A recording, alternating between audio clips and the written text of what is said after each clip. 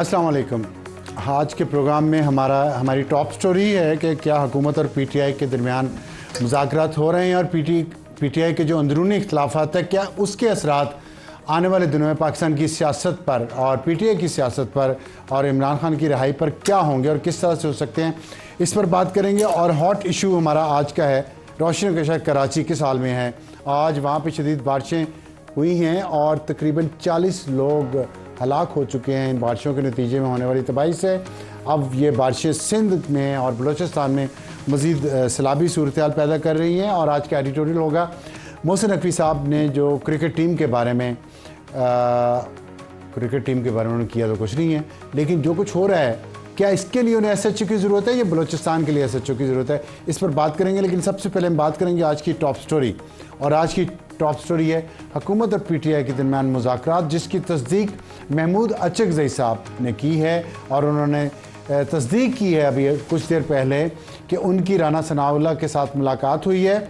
और इस पर हमें ज्वाइन करेंगे अली मोहम्मद ख़ान साहब, पाकिस्तान तहरीक इंसाफ के लीडर हैं और पीटीआई के अंदर जो इख्तलाफात हैं और 8 सितंबर के जलसे को लेके जो कुछ चल रहा है, मुख्तलिफ ग्रुप्स हैं और मुख्तलिफ ग्रुप्स की मुख्तलिफ आवाज़ें हैं पीटीआई के अंदर, इस पर बात करेंगे। अली मोहम्मद ख़ान साहब अस्सलाम वालेकुम। वालेकुम सलाम अफसर साहब, बहुत शुक्रिया हमें ज्वाइन करने का। सबसे पहले 2 मुलाकातें, एक तो महमूद अचकज़ई और राना सनाउल्लाह साहब की, तो दूसरी मुलाकात आपकी पीटीआई की भी मौलाना फजल रहमान साहब से हुई है और आसिफ अली जरदारी और वज़ीर-ए-आज़म शहबाज शरीफ की भी मुलाकात हुई है मौलाना फजल रहमान के साथ। तो दोनों तरफ जो हैं, हुकूमत भी पीटीआई भी मौलाना को अपनी तरफ खींचने की कोशिश कर रहे हैं। तो मैग्नेट मौलाना है या पीटीआई और हुकूमत? बहुत शुक्रिया। बिस्मिल्लाहिर्रहमानिर्रहीम। हालिया दिनों में अगर आप देखें तो पाकिस्तानी सियासत का महवर तो बहरहाल इमरान खान साहब ही रहे हैं। और अभी आपने 22 अगस्त का जलसा देखा कि जब जलसे की तारीख मौखर करनी पड़ी, जिस तरह वज़ीर आला अली अमीन खान ने कहा कि उनसे हायर लेवल से रब्ता हुआ था, तो आखिर में जाके आपको इमरान खान साहब के पास ही जाना पड़ा और उन्होंने फिर अपना जलसा कौम की खातिर, तो महबूब तो इमरान खान है, लेकिन मौलाना साहब की अपनी एक अहमियत बहरहाल इस वक्त है कि हुकूमत चाह रही है कि उनको अपने साथ मिलाएं, कि उनको शायद 2/3 चाहिए कोई ऐसे क़वानीन के लिए जो वो अपने सियासी मकासद के लिए करना चाहते हैं। अच्छा, ये बताइएगा कि हुकूमत को ज़ाहिर है चाहिए तो वो अपनी ऑफर्स करेंगी उनको। क्या पीटीआई ने मौलाना साहब से कोई बात की है उनके 2 सेनेटर्स मुंतखब करवाने की खैबर पख्तूनख्वा से? अगर उनका साथ दें, आपका साथ दें कि उस पे तो असद कैसर उनसे डील करते हैं, असद कैसर साहब उनसे डील करते हैं और उन्होंने कल परसों वजाहत की है कि कोई ऐसी डील की बात नहीं है, कोई ऐसी चीज़ मौलाना साहब की कोई ऐसी डिमांड नहीं है कि आप मुझे ये सेनेट सीटें दें या कुछ दें जिसके बाद आपको हम सपोर्ट करेंगे गवर्नरी की तो बात। तो फिर क्या बुनियाद होगी आप दोनों जमातों के इत्तेहाद की? कोई नजरियाती इत्तेहाद है ये? आप तो एक दोनों के बहुत मुखालिफ रहे हैं। देखिए, हम तो मौलाना साहब की उस सियासत के मुखालिफ रहे हैं जो उन्हें जरदारी साहब और मियां साहब के साथ की है। पहली बार मौलाना फजल रहमान साहब शायद एक ऐसी जमात के साथ नज़दीक आए हैं जो सही मायनों में पाकिस्तान की सियासत में जो करप्शन, जो अकरबा परवरी है, जो स्टेटस को है, उसके खिलाफ इमरान खान साहब खड़े हुए। एक जमूद का शिकार थी पाकिस्तान की सियासत। तो पहली बार एक मुख्तलिफ रंग में मौलाना साहब को अब अपना एक किरदार अदा करना होगा अगर हमारे साथ हो जाते हैं।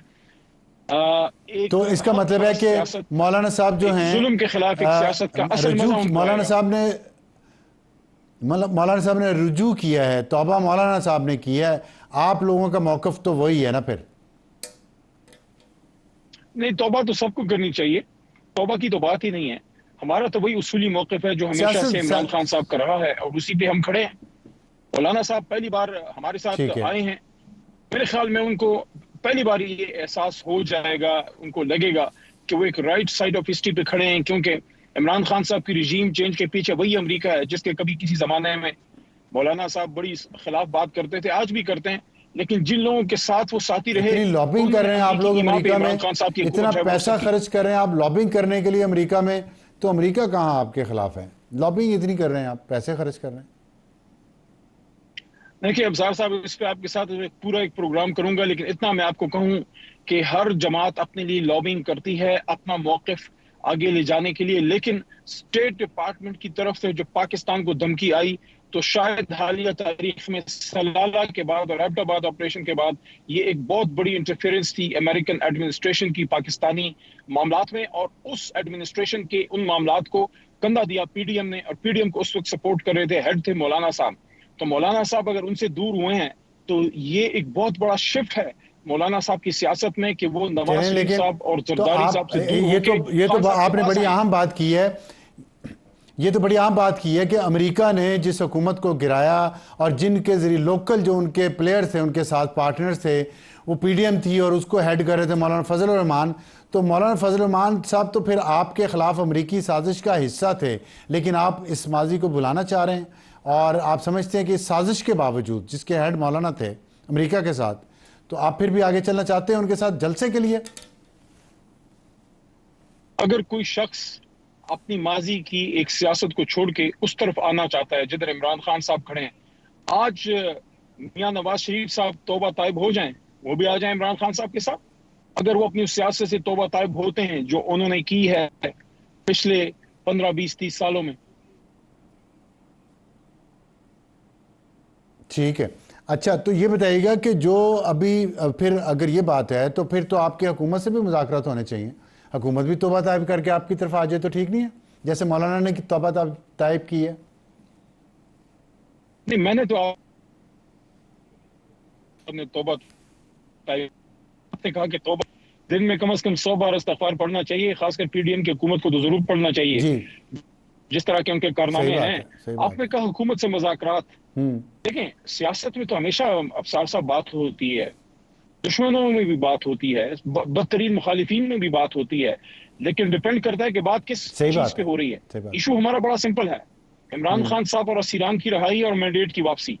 इस पे अगर हुकूमत संजीदा है तो बात हो सकती है, उसके बाद पाकिस्तान के हर मसले पे बात होनी चाहिए, लेकिन सबसे पहले इमरान खान साहब और असीरान की रहाई और मैंडेट की वापसी, यही बुनियादी नुकात है हमारे। ठीक है, चलें ये बताइएगा कि तो फिर महमूद अचकज़ई साहब ने जो राना सनाउल्लाह से मुलाकात की है उसमें इमरान खान की रिहाई और मैंडेट की वापसी सिर्फ 2 पॉइंट एजेंडा ही था? देखिए महमूद साहब से तो मेरी बात नहीं हुई, पीर वाले दिन इंशाल्लाह इजलास होगा, उनसे गुफ्तगू होगी, लेकिन महमूद खान अचकज़ई का भी मैं आपको बताऊं कि महमूद खान साहब को शुरू में टास्क खान साहब ने खुद नहीं दिया था, महमूद खान साहब ने असद कैसर साहब के जरिए रिक्वेस्ट भेजी थी कि वो एक किरदार अदा करना चाहते हैं, जिसकी इजाजत इमरान खान साहब ने दी।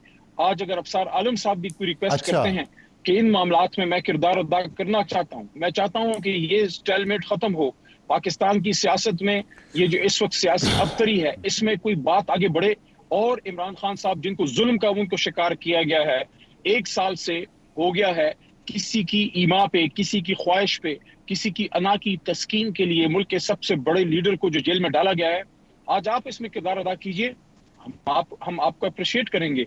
इस वक्त पाकिस्तान को इस मुश्किल से निकालना है, और याद रखिए जेल में इमरान खान है लेकिन बेड़ियां निजाम के पैरों में है। क्या बात की आपने। अच्छा तो आपका मतलब मैं जो समझा हूं वो ये है कि खान साहब जेल के अंदर होने के बावजूद भी किंग मेकर खान साहब ही हैं, कंट्रोल उन्हीं के हाथ में है। मौलाना फजल रहमान ने अपनी अगली कोई सियासी मूव चलनी हो या महमूद खान अचकज़ई ने, तो वो खान साहब से इजाजत लेते हैं तो तभी होता है ये बात। आप क्या इतने इन्फ्लुएंशियल हैं खान साहब, आज भी पाकिस्तान की सियासत के किंग हैं? मैंने आपको लफ्ज भाई यूज किया है, हालांकि आपको पता है 1 दहाई हो गई है कि एक सियासी नुक्ता नजर का इख्तलाफ आपका मेरा या आपका या हमारी जमात का रहा है, वो ठीक है, एक हेल्दी एक होना चाहिए इख्तलाफ उसूलों के अंदर रहते हुए, अखलाकियात के अंदर रहते हुए, लेकिन मैं ये जसारत करूंगा ये बात करने की, आज पूरा सोशल मीडिया उठा लीजिए, आज पूरी इलेक्ट्रॉनिक मीडिया उठा लीजिए, पाकिस्तान की सियासत उठा लीजिए, किसी का प्रोग्राम, किसी का बयान, किसी का की प्रेस टॉक, किसी की कोई ट्विटर पे स्टेटमेंट, किसी का कुछ भी पाकिस्तानी से सियासत से मुतालिक अगर है, उसमें लफ्ज इमरान खान अगर नहीं है, कोई उसको देखता तक नहीं। आज हमारा बदतरीन मुखालिफ भी अगर कोई वीलॉग करता है, उसमें सबसे पहले आप जाके उनके हैशटैग्स देखें, इमरान खान होगा, क्योंकि उनको पता है कौम इमरान खान के बारे में सुनना चाहती है कि वो कब बाहर आ रहे हैं। और याद रखिए, पाकिस्तान का निजाम इस वक्त बिल्कुल खुले लाइन पड़ा हुआ है, जैसे गाड़ी के टायर पंक्चर हो जाते हैं। ये गाड़ी तब चलेगी जब इमरान खान बाहर आएंगे। अच्छा, इसमें ये बात आपकी दुरुस्त है, खान साहब हर तरफ छाए हुए हैं, और अगर आप डिजिटल मीडिया की बात करें, इलेक्ट्रॉनिक मीडिया की बात करें, लेकिन लोगों के और बहुत सारे मसाइल हैं। और खान साहब ने 3.5 साल हुकूमत भी की है, जिस पे लोगों के एतराज़ात हैं। 11वां साल केपी में हुकूमत को है, और केपी के सूबे की जो हालत है, इसके बावजूद कि एनएफसी फंड्स में 18वीं तरमीम के बाद कितना पैसा गया है केपी में, वो किधर गया है, किन मनसूबों में लगा, किन यूनिवर्सिटीज़ में कौन से हॉस्पिटल बने हैं, इस पे सवाल तो लोगों के होते रहते हैं। और अब करप्शन के इल्ज़ाम भी आ रहे हैं, और इस पे इख्तलाफात हो गए हैं पार्टी में। इस पे आप क्या कहेंगे? जो खान साहब तो हैं हर तरफ, मान लिया, गवर्नेंस किधर है? केपी में करप्शन इतनी क्यों हो रही है? अब साहब, जो कमिटमेंट लेवल इमरान खान साहब का है, उस कमिटमेंट लेवल के अगर 100 में से 25% भी हम लोग पहुंच जाएं, यकीन कीजिए वो जो लोगों की उम्मीदें और तमन्नाएं हैं वो पूरी होंगी, क्योंकि लोगों ने तंग आके इमरान खान साहब के पास आए हैं। यही पंजाब मियां साहब के साथ था। अब आप इस बात के गवाह होंगे कि ये लाहौर, ये गुजराला, ये बल्कि इवन केपी के मियां साहब को सपोर्ट किया था जब साबर शाह साहब वजीर आला बने थे।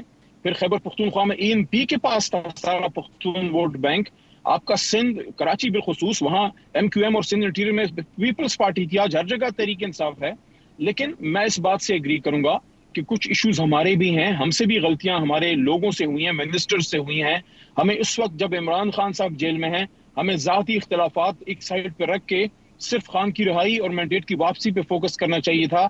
लेकिन इन तमाम गलतियों के होने के बावजूद मैं ये कहूंगा कि उन लोगों को सलाम है जो इन तमाम फस्तायत के बावजूद, इन मुश्किलात के बावजूद इमरान खान के साथ खड़े रहे हैं। मैं एग्जांपल आपको 2-3 पंजाब से पख्तूनख्वा से 1 मिनट के अंदर देता हूं कि ये जो जी जी जी आपने बड़ी अच्छी बात की है कि जो इख्तलाफात है बुला के खान साहब की रिहाई के लिए उनको करना चाहिए। लेकिन क्या ये सिर्फ ज़ाती इख्तलाफात हैं पीटीआई के लीडरान के अंदर जो हैं?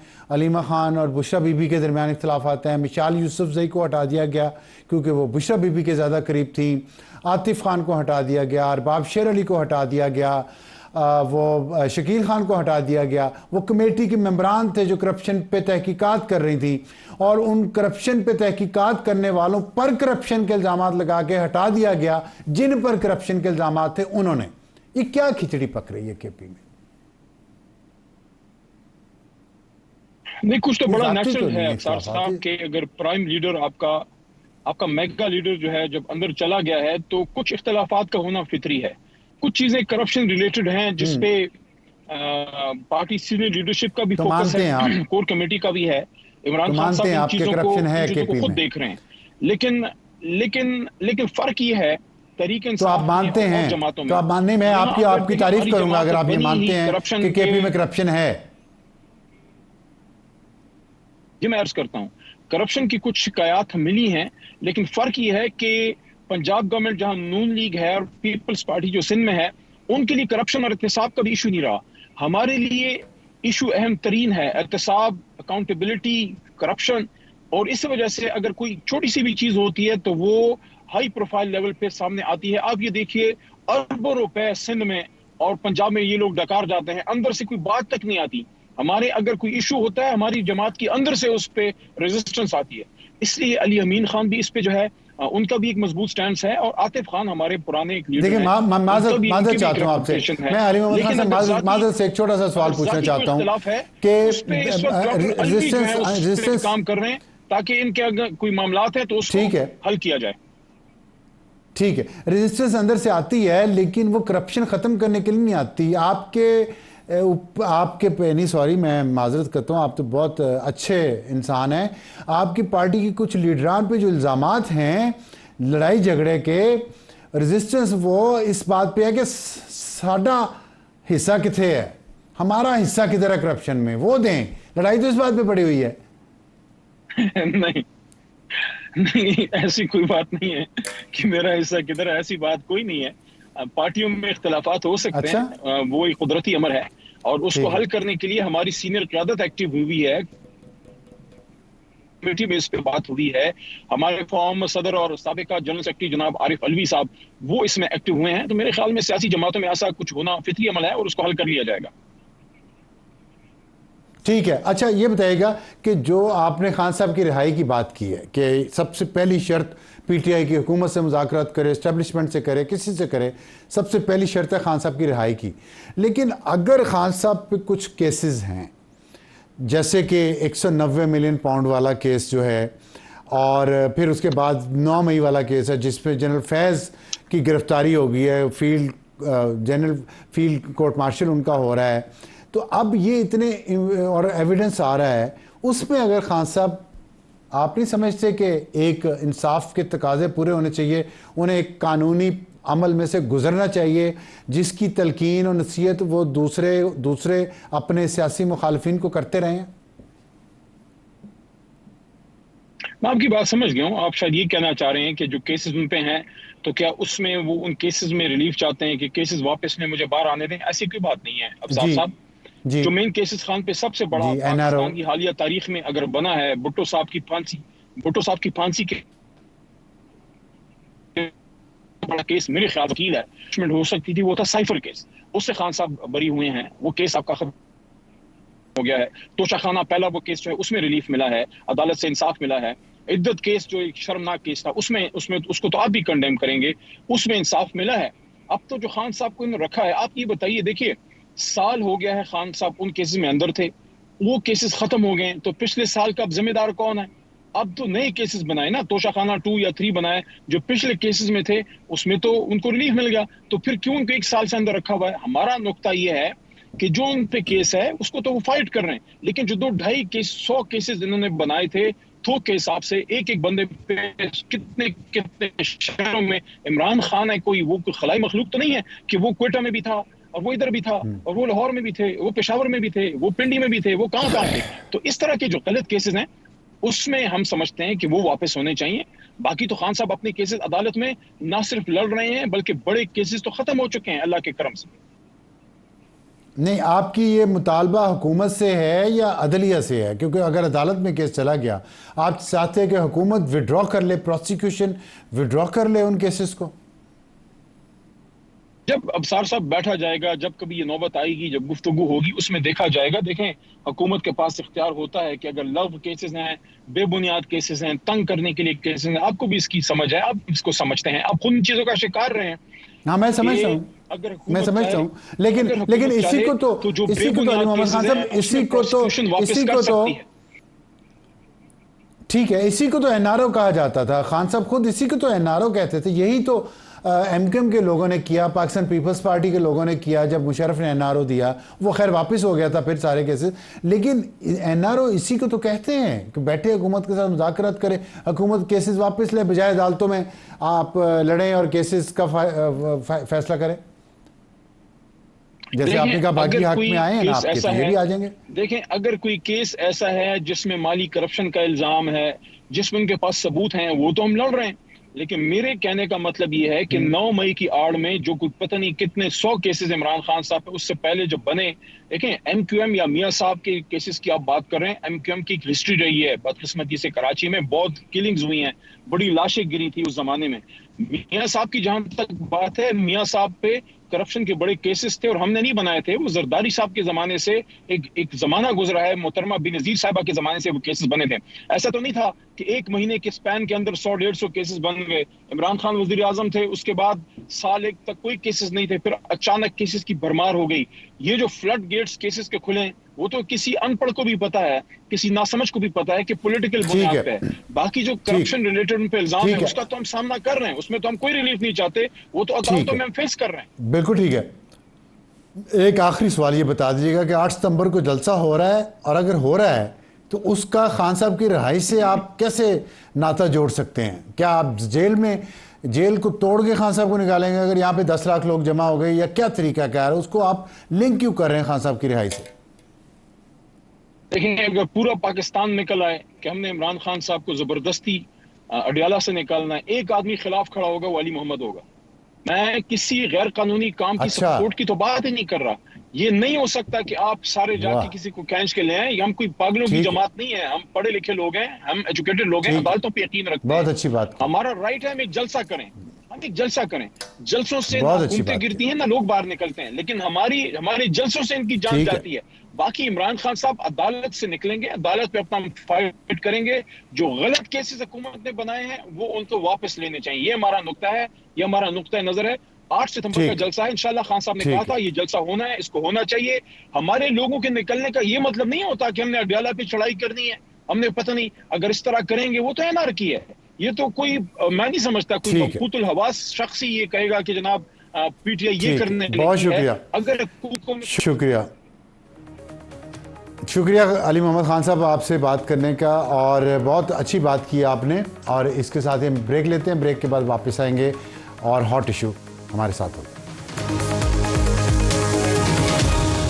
प्रोग्राम में दोबारा खुश आमदीद। इस वक्त बात कर रहे हैं हम हॉट इशू पे, और हॉट इशू आज ये है कि कराची रोशनियों का शहर, वहाँ पे शदीद बारिशें, तूफ़ान असली जो है समुद्री तूफ़ान वो कराची से दूर चला गया लेकिन पीछे तबाही छोड़ गया है। 40 अफराद कराची के जाँ बहक हो चुके हैं अभी तक इस तूफ़ान और बारिशों की वजह से, और पूरे सिंध में और अब बलूचिस्तान, पूरे सिंध में कराची में तबाही फैलाने के बाद अब ये तूफ़ान बलूचिस्तान की तरफ बढ़ रहा है। और इस पर हम बात करेंगे। हमें ज्वाइन किया मुस्तफ़ा कमाल साहब ने, जो MNA हैं MQM से, और इस पर दावे जो हैं पाकिस्तान पीपल्स पार्टी के मेयर मुर्तज़ा वहाब के कराची के इशू पे, वो भी आपको सुनवाएंगे। लेकिन इस कराची के जो लोग हैं वो काफ़ी परेशान हैं, और जाहिर है सिर्फ इस बारिश की वजह से नहीं, पहले भी कराची के हालात इतने अच्छे नहीं हैं। पाकिस्तान का सबसे बड़ा शहर, सबसे ज़्यादा रेवेन्यू पाकिस्तान को वहाँ से आता है, लेकिन लगता ही है कि कराची शायद सियासी तौर पर यतीम। आप लाहौर देखें, जो भी सियासी जमात इक़्तिदार में आती है, वो पाकिस्तान पीपल्स पार्टी हो, पाकिस्तान मुस्लिम लीग नून हो, वो PTI हो या पाकिस्तान मुस्लिम लीग काफ हो, वो लाहौर को ओन करती है। जो सियासी जमात खैबर पख्तूनख्वा में इक़्तिदार में आती है वो पेशावर को ओन करती है। दारुल खिलाफे हैं, बड़े शहर हैं, लेकिन कराची की बदकिस्मती ये है कि सिंध में जो भी हुकूमत होती है वो कराची पे उतनी तवज्जो नहीं देती जितना कराची का हक़ है, ना सिर्फ इसलिए कि पाकिस्तान का सबसे बड़ा शहर है बल्कि दुनिया के बड़े शहरों में से है। मुस्तफ़ा कमाल साहब, आप मेयर भी रह चुके हैं कराची के, और मौजूदा मेयर जो मुर्तज़ा वहाब साहब हैं वो कह रहे हैं मुस्तफ़ा कमाल साहब के दौर से मेरा दौर बहुत बेहतर है। आपको आज कराची में क्या नज़र आ रहा है इस वक्त? Thank you very much Afsar भाई। आपने अपने इंट्रो में पूरी बात कंप्लीट कर दी है बेसिकली, और इससे ज़्यादा सच्चाई और कोई बड़ा सच कोई और हो नहीं सकता कि अनफॉर्चुनेटली जो हमारी प्रोविंशियल गवर्नमेंट जब जो भी रही है सिंध की, उसने सिंध के दारुल खिलाफा और पाकिस्तान के रेवेन्यू इंजन कराची को कभी भी ओन नहीं किया। 15 सालों से पीपल्स पार्टी की हमारी सिंध में हुकूमत है। 15 सालों में तकरीबन 16,500 अरब रुपए खर्च हुए हैं। 16,500 अरब, ठीक है। अभी सिर्फ 16,000 अरब इस बजट में 1,800 अरब रुपए का शेयर, 1,800 500 समथिंग 50 समथिंग अरब रुपए जो सिंध जो डिविजिबल पूल है ना, 7,600 अरब रुपए जो बढ़ रहे हैं, ये NFC के अंडर, ठीक। जी NFC में जो डिविजिबल पूल में पैसे बढ़े, तो 1,800 अरब रुपए प्लस इस साल जो है वो सिंध को मिलेंगे। तो 15 सालों में 16,500 अरब रुपए। आज कराची ऑफिशियल रैंकिंग में worst living cities in the world में कराची का 4था नंबर है। जो लोग ये दावे कर रहे हैं आज कराची बहुत अच्छा है, मुस्तफ़ा कमाल के ज़माने में ये शहर दुनिया के 12 तेज़ी से तरक्की करने वाले शहरों में शामिल था। मैंने सिर्फ 300 अरब रुपए खर्च किए थे, सिर्फ 300 अरब रुपए, उसमें तनख्वाहें भी दी थी और भी काम किए थे। और पीपल आर द बेस्ट जजेस। और हमारे ज़माने में 80% नलकों में घरों में पानी आता था। आज 90% जो है वो कराची वाले टैंकर से पानी खरीद के पीते। एक कतरा नया पानी 15 सालों में नया नहीं आया। जो पानी की लाइनें में छोड़कर गया था उस पर भी हाइड्रेंट बनाकर हमें हमारा ही पानी चोरी करके बेचते हैं। 5 लाख से ज्यादा नौकरियां दी गई। एक कराची हैदराबाद के लड़के को नौकरी नहीं गई। पहले कोटा सिस्टम पे नौकरी मिल जाती थी, अब उस कोटे पे भी जब कोटा खत्म हो जाता है देही का, तो शहरी कोटे पे जाली डोमिसाइल बनाकर आप वो नौकरी में नहीं देते। तो पीने का पानी आता नहीं है, सीवरेज का पानी घर से जाता नहीं है। इतनी इतनी इतनी लंबी हुकूमत के बाद तो पीपल्स पार्टी के सामने सब लोगों की सियासत पार्टियां बंद हो जानी चाहिए। इतना काम करते कि लोग मजबूर हो जाते कि तमाम पार्टीज को रद्द कर देते और कहते कि हम पीपल्स पार्टी को वोट देंगे। इतना पैसा और इतना टाइम था। लेकिन अनफॉर्चुनेटली अगर आज जो हशर है कराची का, तो हम जैसी पार्टीज आज भी लोग उनसे जो है होप लगाते हैं। और साथ साथ माइंड यू कि जमात इस्लामी की भी यहाँ पर हुक्मरानी है, लोकल गवर्नमेंट में जमात इस्लामी की भी हुक्मरानी है। वो यहाँ पे 100 से ज़्यादा यूनियन काउंसिल और कई टाउन्स के चेयरमैन हैं जिनके पास डायरेक्ट प्रोविंशियल गवर्नमेंट से पैसे आते हैं। तो ये जो लोकल गवर्नमेंट है ये जमात इस्लामी और पीपल्स पार्टी की मिलकर हुकूमत है। और ये जो मेयर साहब हैं, इनको 2 साल तो मेयर बने हुए, इससे पहले 2-3 साल वो एडमिनिस्ट्रेटर शहर रहे हैं। तो अभी तो उनका ये 5वां साल चल रहा है, वो ये उनका अपना 5वां साल चल रहा है। तो मैं समझता हूं कि जो हालात हैं कराची के, इससे पता चलता है कि लोकल गवर्नमेंट और प्रोविंशियल गवर्नमेंट दोनों फेल हो चुकी है। नहीं, तो इसमें आपने जो उनकी फेलियर के बातें गिनवाई हैं, लेकिन हम तो मुस्तफा वहाब साहब के दावे तो कुछ और हैं। आपने सुना मुस्तफा कमाल साहब, मुस्तफा वहाब तो कह रहे हैं कि जी आप सिर्फ अपने झंडे लगाते हैं, काम तो हम कर रहे हैं। तो आपको ताना किस बात पे दे रहे हैं? मुझे तो ये नहीं समझ आई। क्या एमएनए के तौर पे आपको कुछ फंड्स मिले हैं कराची के लिए? नहीं, या आपकी कोई यूनियन तो काउंसिल के आपके कोई चेयरमैन है? नहीं, हमारा कोई काउंसलर नहीं है, हमारा कोई जो है वो वजीर नहीं है। प्रोविंशियल गवर्नमेंट में हम जो है वो अपोजिशन में हैं, फेडरल गवर्नमेंट में हम साथ हैं। फेडरल गवर्नमेंट से अभी तक 1 रुपये भी नहीं मिला। और डेफिनेटली जो लोगों के मसाइल हैं, पानी, सेवरेज, सॉलिड वेस्ट मैनेजमेंट, सड़क बनाना, स्कूल, कॉलेज, ये सब तो लोकल गवर्नमेंट की और प्रोविंशियल गवर्नमेंट की जिम्मेदारी है। और ये जिम्मेदारी उनके पास 15 सालों से है, 1-2 साल नहीं, 15 सालों से। तो मैं उनकी बात का खैर क्या जवाब दूं? टिकटॉक बनाना बहुत आसान है, टिकटॉक पे कैमरे लगाकर चीज़ें करना। पीपल आर द बेस्ट जजेस। आज जो है कराची जो कुछ भी चल रहा है, अल्लाह ताला ने ये सब कुछ हमारे हाथों से बनवाया, ना उससे पहले बना ना उसके बाद बना। और अगर हमारे दौर का काम नहीं हुआ होता तो आज कराची जो है वो लोग अपने घरों से नहीं निकल पाते।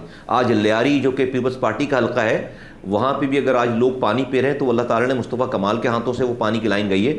बाबा आइलैंड, भिट आइलैंड, सोआलियाबाद, शमसीर, 4 आइलैंड है, जजीरे हैं। वहाँ पर समुंदर के अंदर पानी की लाइन डालकर अगर लाइन गई है और वहाँ पर लोगों के 300 सालों के बाद अगर लोगों के घरों पर पानी आया है तो वो मुस्तफ़ा कमाल के हाथों से। और पीपल आर द बेस्ट जजेस। उस ज़माने के कराची को दुनिया जो है दुनिया के 12 तेज़ी से तरक्की करने वाला शहर कहती थी। आज वर्स्ट लिविंग सिटीज़ में कराची का नंबर 4था है। तो मैं इनकी बात का खैर क्या जवाब दूं? मेरा लेवल नहीं बनता। लेकिन लोगों से पूछें कि अगर लोग मुतमईन हैं तो इनको बहुत खुश होना चाहिए, मैं भी तारीफ करूंगा।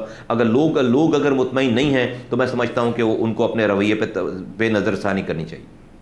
लोगों की आपने बात की है, आए सुनवाते हैं आप लोग क्या कहते हैं कराची की। आज कराची की किसी कोने में भी चले जाएं, ऐसी बुरी हालत है रोडों की, ऐसी बुरी हालत है रोडों की कि आप तसव्वुर भी नहीं कर सकते। बहुत मुश्किल है यहाँ से गुजरना। तो भाई सारे फेफड़े हिल जाते हैं अंदर के, पूरा रोड बहुत खराब हुआ है। हुकूमत किसी काम की नहीं है, उनको सिर्फ डबल केबिन में घूमने से मतलब है। मेयर कराची किसी काम के नहीं है, इस्तीफा दे दे। आपको क्या पता शहर में आवाम को कितनी तकलीफें होती हैं। सवारी के टाइम जो नाश्ता करते हैं वो तो हजम हो जाता है। इतने गड्ढे, इतने जम, कोई रोड इस काबिल नहीं है जहाँ पे रिक्शा चलाया जाए। मुस्तफा भाई आप ये बताइएगा, आपने सुन लिया कराची के लोग क्या कह रहे हैं, वो तो सामने जाहिर है। लेकिन अगर कराची के लोग इतने तंग हैं तो हमने देखा कि पहले उन्होंने पीटीआई को वोट दिया, पीपल्स पार्टी को वोट दिया, जमात इस्लामी को भी दिया। तो आप कहते हैं मैंने बहुत काम किए, तो फिर आप लोगों को वोट क्यों नहीं देते कराची वाले? इसकी क्या वजह है?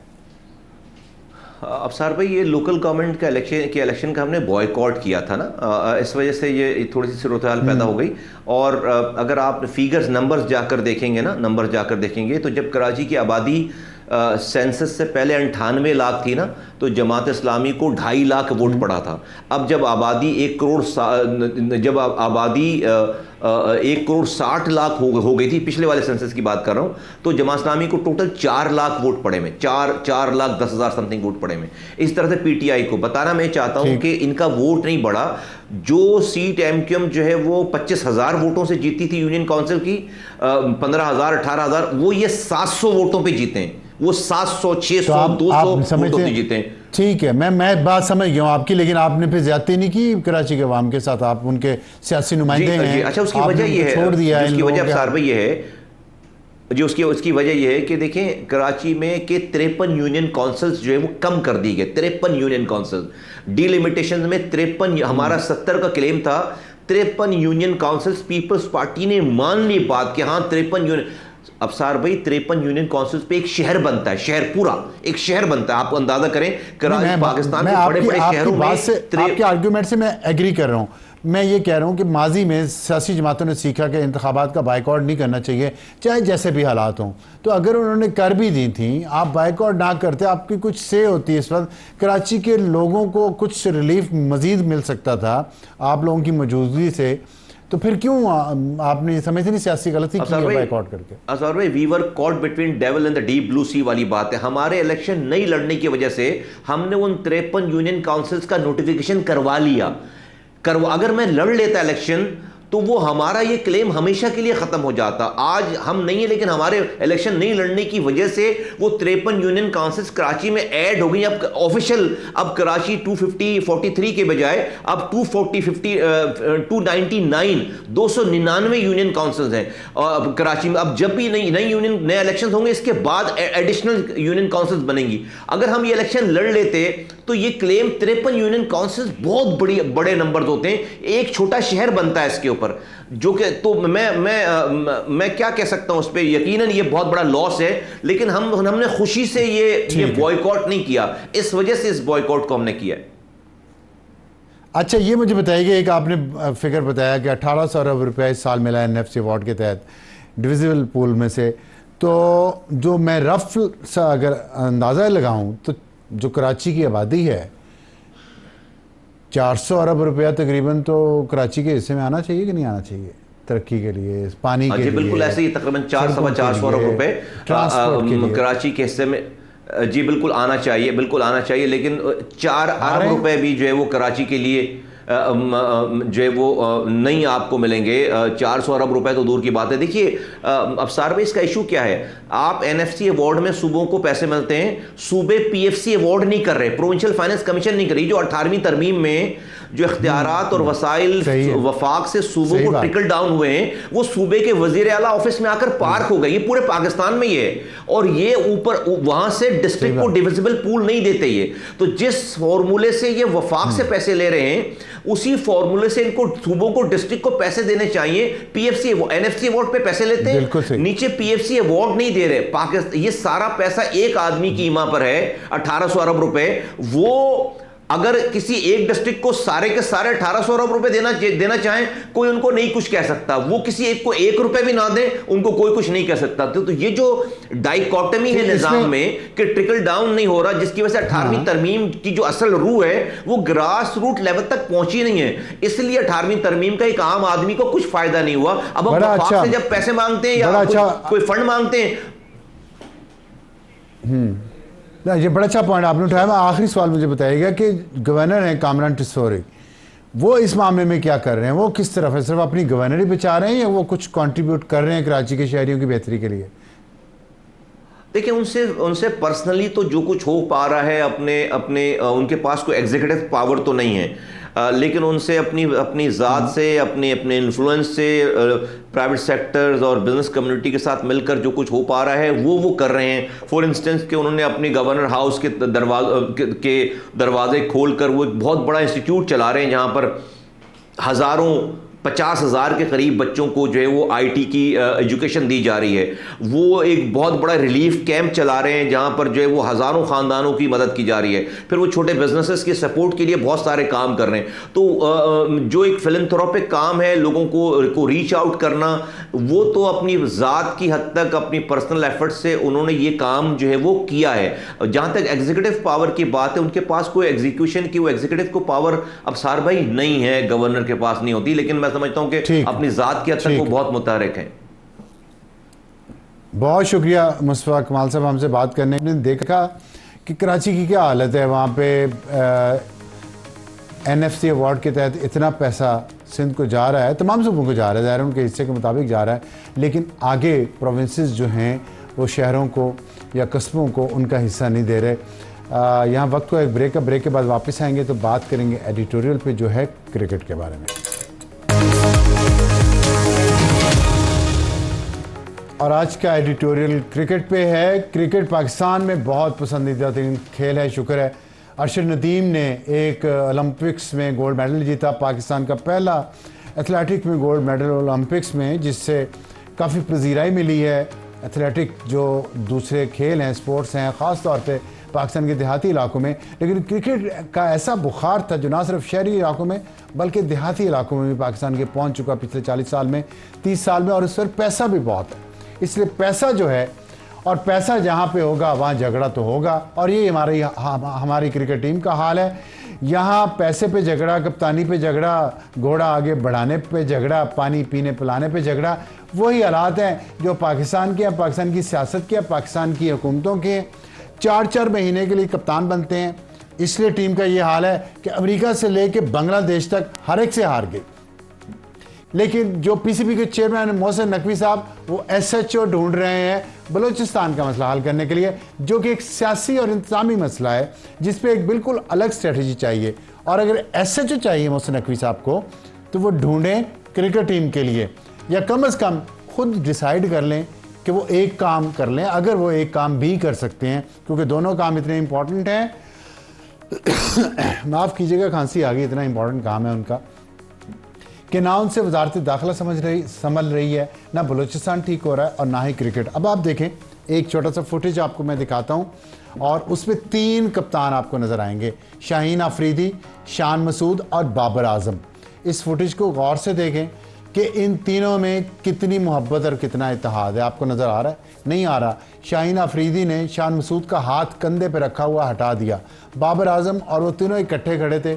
एक हडल होता है मैच शुरू होने से पहले, जिसमें आप इकट्ठे होकर एक दूसरे को तसल्ली देते हैं, हिम्मत दिलाते हैं, दुआ करते हैं अल्लाह से अपनी कामयाबी के लिए। लेकिन उस वक्त भी इत्तेहाद और इत्तेफाक का इन तीनों कप्तानों में क्या हाल था। और आप देख लें कि कप्तानी का हाल क्या हुआ कि शाहीन अफरीदी को 1 महीने के लिए कप्तान बनाया गया ज़का अशरफ के दौर में, लेकिन जैसे ही मोहसिन नकवी आए, और उस वक्त बाबर आजम को हटा के बनाया गया था, मोहसिन नकवी आए तो बाबर आजम को दोबारा कप्तान बना दिया गया, और फिर उनको भी हटाना पड़ा, और फिर शान मसूद को लाया गया जिनकी परफॉर्मेंस अच्छी नहीं, लेकिन टेस्ट में उनको कप्तान रखा गया है। और जिस बुरे तरीके से शाहीन अफरीदी को हटाया गया, उससे ज़ाहिर है टीम में एक रिजेंटमेंट हुई। उससे पहले बाबर आजम को हटाने के लिए जिस वक्त बात हो रही थी ज़का अशरफ के दौर में, उस वक्त भी एक ट्रेंड चला जिसमें ये ट्रेंड में ये कहा गया कि सोचना भी मत, मतलब बाबर आजम को कप्तानी से हटाना, सोचना भी मत, ये हमारी डेडलाइन है। ये एक ग्रुपिंग थी टीम में, वो ग्रुप चाहता था बाबर आजम कप्तान रहे, एक और ग्रुप चाहता है शाहीन अफरीदी रहे, एक तीसरा ग्रुप है जो चाहता है शान मसूद रहे। और मैंने जैसे आपको बताया 4-4 महीनों में कप्तान बदलता है, और 4-4 महीनों में या एक साल में पीसीबी का चेयरमैन भी बदलता है। पिछले 20 साल का आप रिकॉर्ड उठा के देख लें, अगर पीसीबी के लिए चेयरमैनी किसी ने अच्छे तरीके से की है, इंटरनेशनल क्रिकेट को पाकिस्तान में वापस लाए हैं, नई चीज़ें इंट्रोड्यूस करवाई हैं, तो वो नजम सेठी ने की हैं। उसके अलावा जितने भी 20 साल में पीसीबी के चेयरमैन आए हैं उनको नवाजा गया है। ज़रूरत नहीं थी उनको नवाजे जाने से, कि कुछ और भी दिया जा सकता था। इतना अहम खेल और जिससे लोगों की वाबस्तगियाँ हैं, लेकिन उसको ख़राब किया गया। और फिर इतना अपने आपस में इख्तलाफात है कि शाहीन अफरीदी के नाम पे एक स्टेटमेंट जारी की गई जिसमें उसने नए कप्तान को वेलकम किया जो कि बाबर आजम थे, लेकिन नाराज़गी इतनी बड़ी कि काकबूल अकेडमी में इनकी ट्रेनिंग हो रही थी क्रिकेटर्स की, जी क्रिकेटर्स की ट्रेनिंग काकबूल अकेडमी में, जी आप सही सुना आपने। तो वहाँ पे फिर मोहसिन नकवी साहब को जाना पड़ा, और वहाँ जाके उन्होंने उनको थोड़ा सा मनाया। तो मनाने के बाद वो आ तो गए, लेकिन आप देख रहे हैं क्या हालात हैं, और अब बांग्लादेश से हार गए। तो क्रिकेट ठीक होगी कि नहीं होगी, और एसएचओ के बगैर होगी, एसएचओ के साथ मोहसिन नकवी साहब। Good night.